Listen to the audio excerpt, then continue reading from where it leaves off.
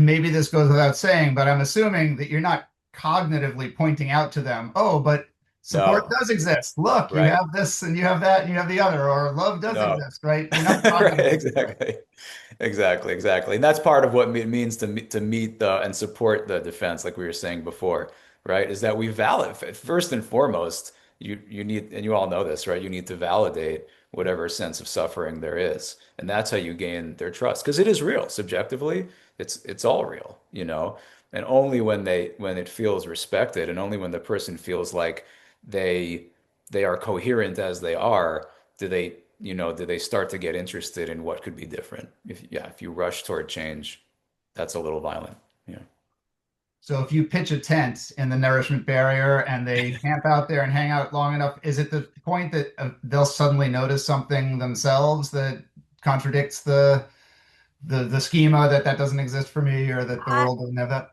I would say when they're in a protective strategy, what it's trying to do is to have them avoid pain.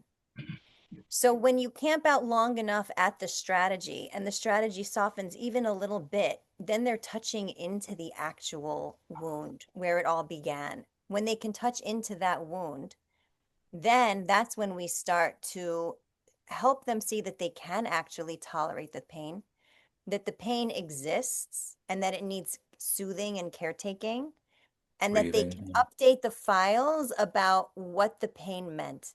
Because when they were kids and they felt this pain, what it meant was my needs are too much. There's something wrong with me for having them.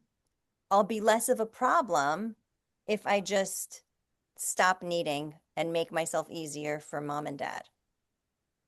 And that's the protective strategy that they're always in. How do I make myself easier? How do I not feel? How do I not need? That makes me lovable.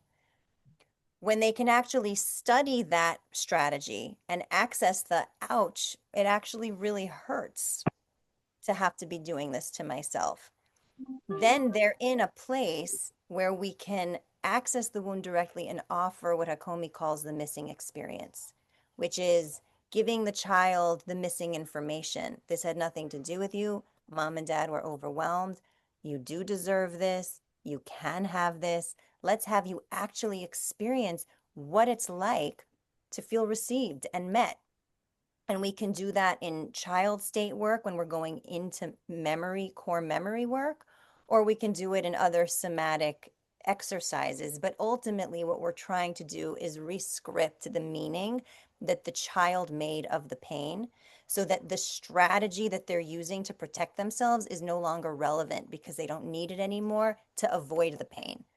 The pain is now tolerable, the pain is understood. They're learning how to self soothe when they're in that pain and not block it and feel like their needs are problematic.